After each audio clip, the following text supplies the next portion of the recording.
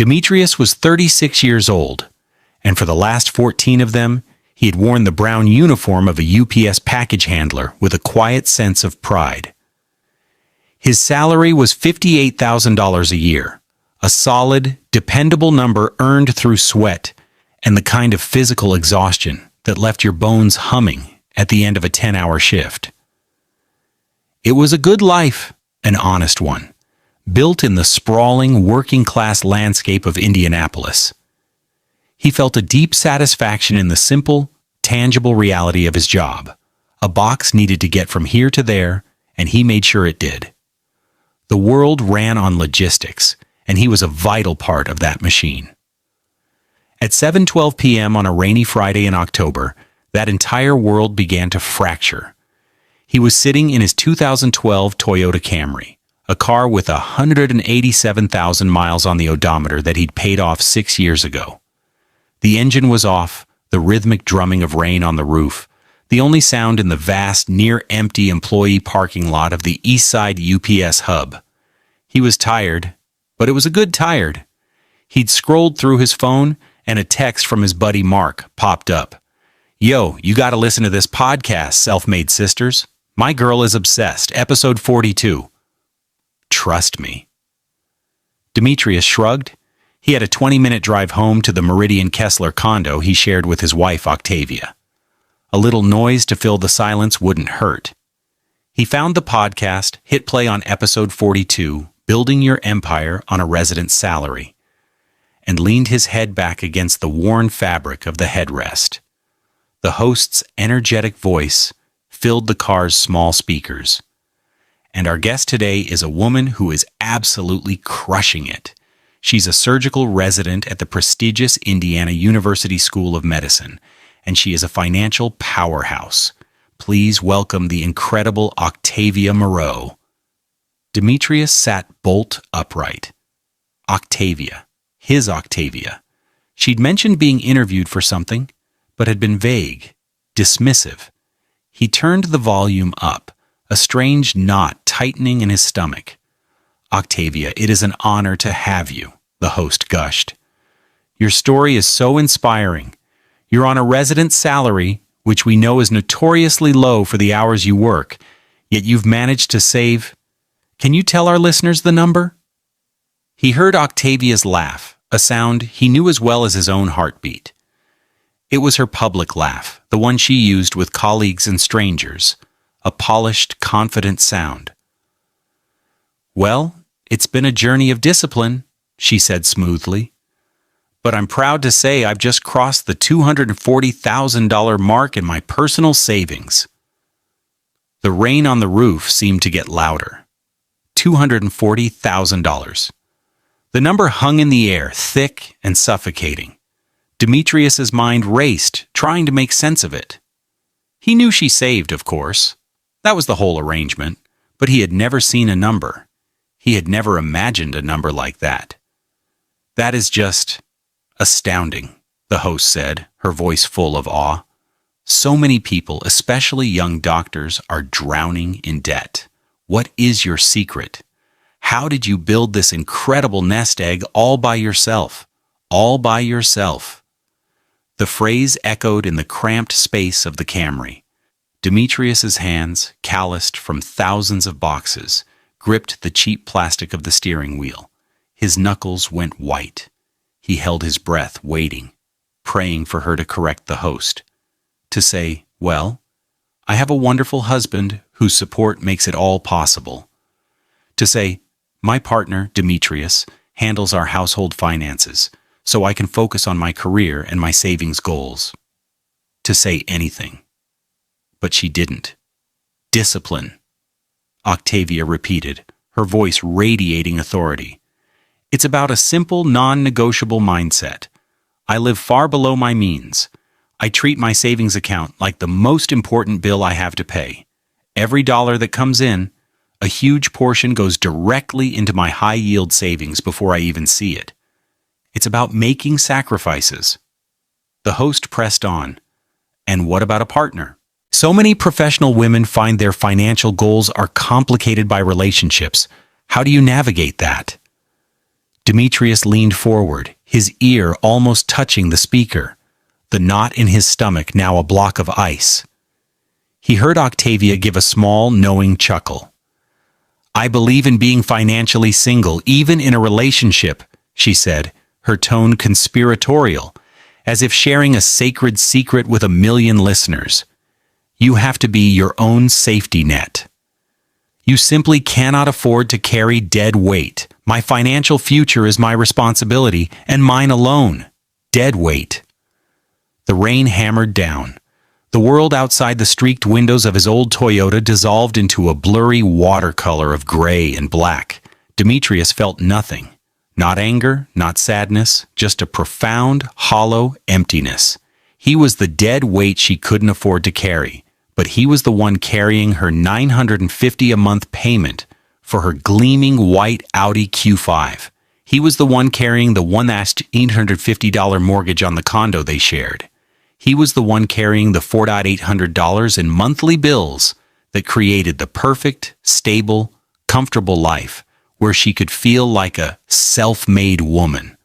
For 4 years, he had been her foundation, and she had just stood on top of it and told the entire world she'd built it all by herself.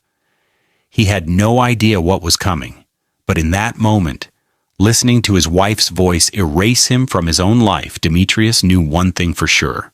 The arrangement was over. Have you ever been made to feel invisible by someone you loved? It's a unique kind of pain, and we'd love to hear how you found your strength in the comments below. For Demetrius, this was just the beginning of a long and calculated journey. The arrangement had started 4 years ago with a conversation that, at the time, had felt like an act of love. Octavia had just been accepted into her surgical residency at IU Med.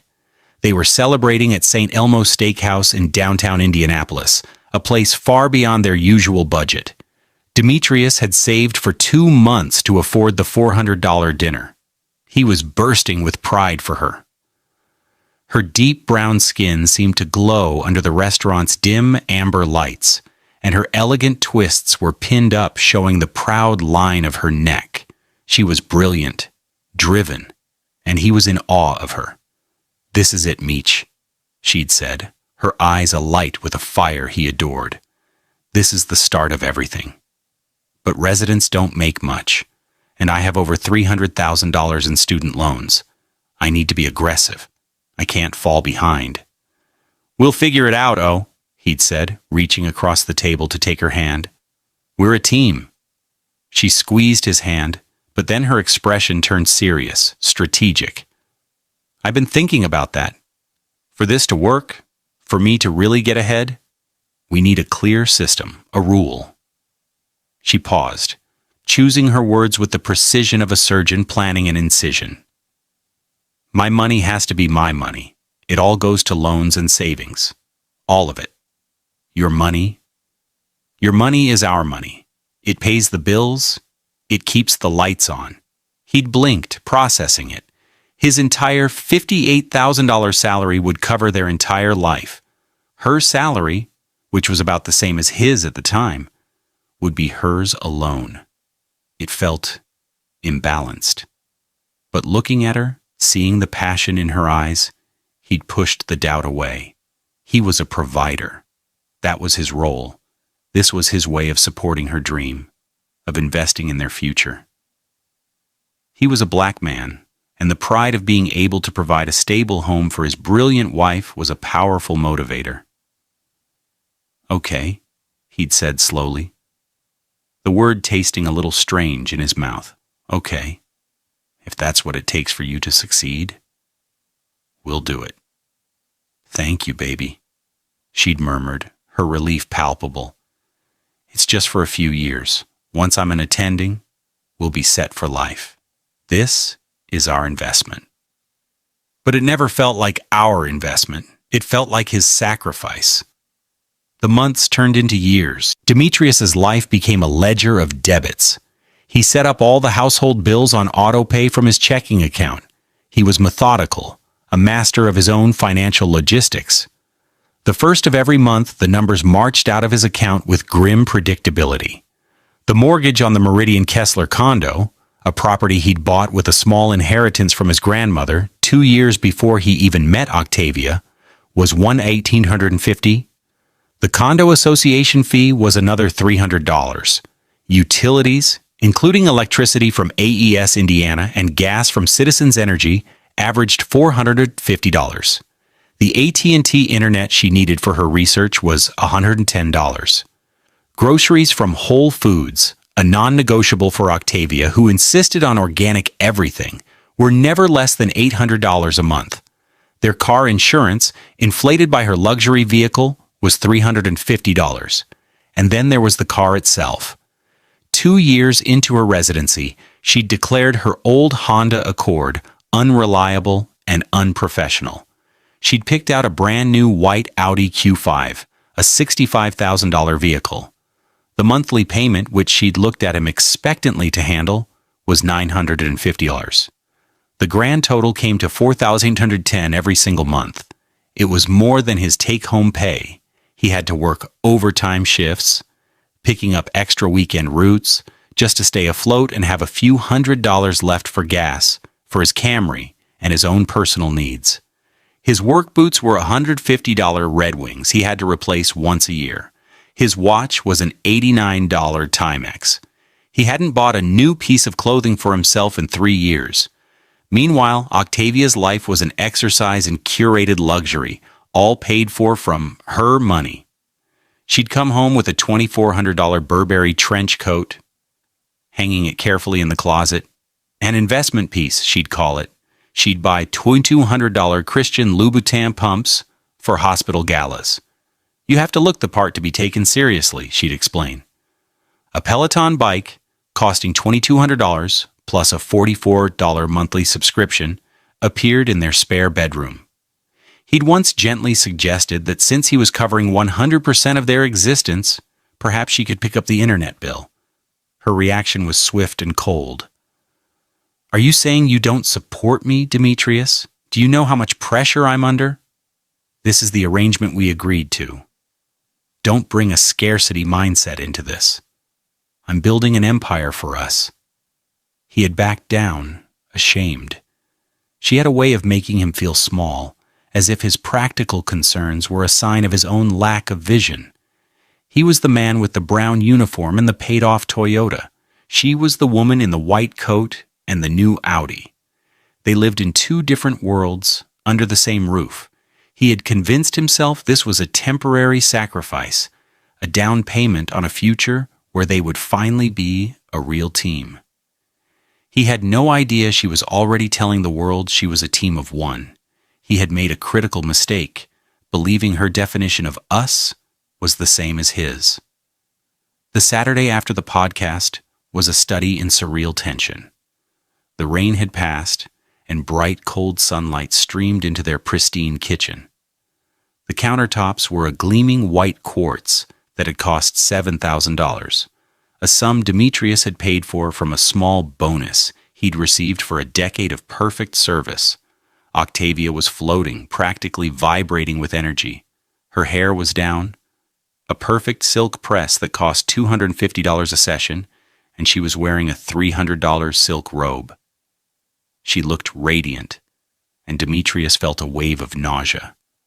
"Morning, babe," she chirped, pouring herself a cup of coffee from their $600 Breville machine. "Did you sleep well?" "Like a rock," he lied, his voice raspy. He hadn't slept at all.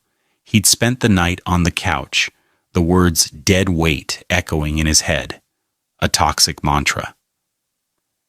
"The feedback from the podcast has been insane," she said, scrolling through her phone, a wide smile on her face. "Dozens of DMs on Instagram. Women telling me I'm their hero." She looked up at him, her eyes shining. "You should really listen to it. I think you could learn a lot about financial discipline." There it was. A casual, brutal jab delivered with a smile.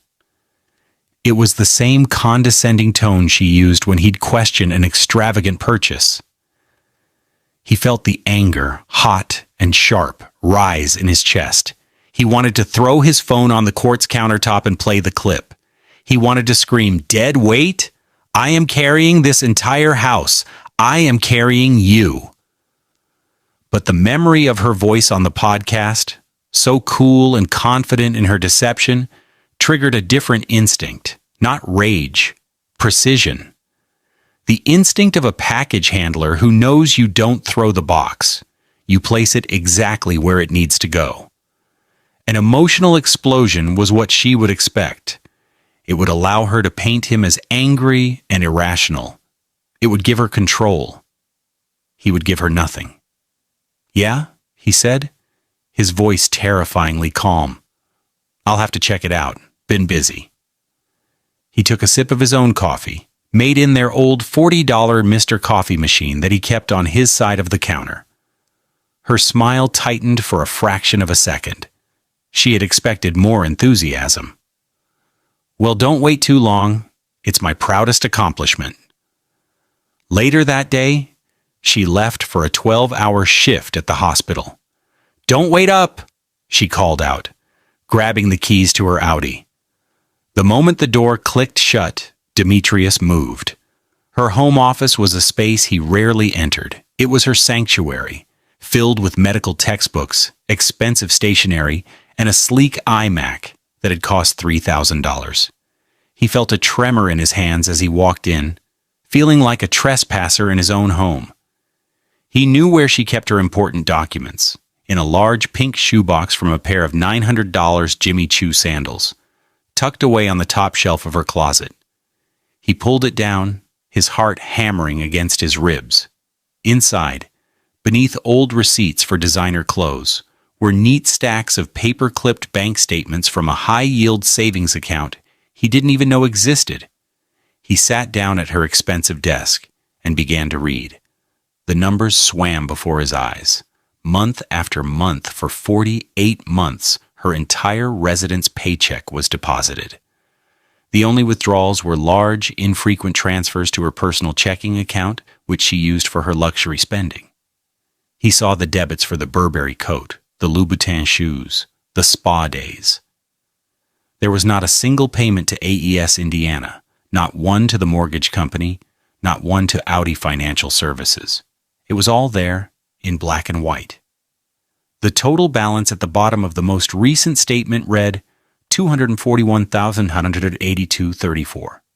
He felt the air leave his lungs. It wasn't just that she'd saved the money.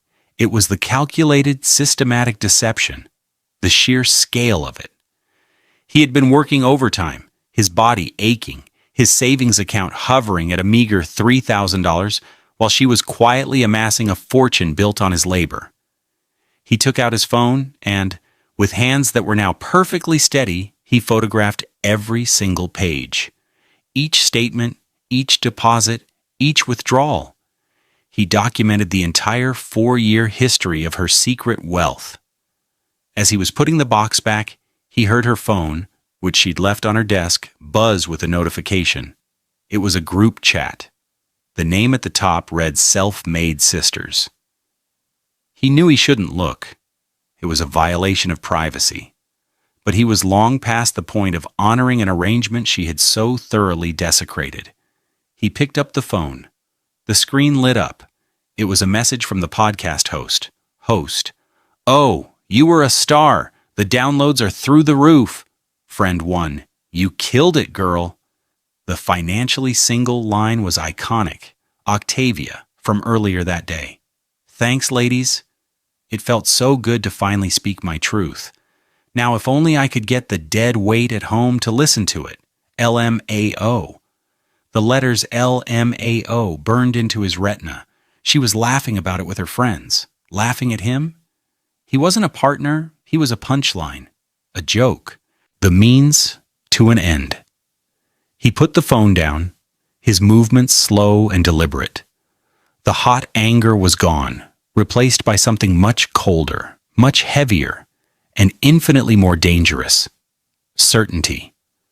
He walked out of her office, closing the door softly behind him. He now had the what and the why. He had the evidence. What he needed next was a plan. She had made a critical mistake. She thought he was simple. She had no idea that the same mind that could memorize hundreds of streets and thousands of addresses, that could mentally map an entire delivery route with near-perfect efficiency, was now focused entirely and precisely on her. The rain had returned on Friday, a week after the discovery. It fell in a steady gray sheet against the windows of his Camry as Demetrius sat in the UPS parking lot at 7:12 p.m., exactly as he had 7 days prior. But this time he wasn't listening to the podcast. He was rereading the transcript he had painstakingly typed out. He had listened to the 40-minute episode a dozen times until he had memorized every inflection in Octavia's voice, every condescending laugh, every carefully crafted lie. The host's voice, chirpy and oblivious. So you're really a testament to the fact that you don't need a man. You don't need a high-earning partner to build wealth. You've done this completely on your own. Octavia's voice, dripping with false modesty. Absolutely. It's about personal accountability. I see so many people my age making excuses, blaming their circumstances or their partners for their financial stagnation. I decided early on that my financial destiny was in my own hands. I budget meticulously. I make sacrifices every day. I don't eat out. I don't take lavish vacations. Every dollar has a job. Demetrius stared at the words on his phone screen. I don't eat out. He thought of the $400 dinner at St. Elmo's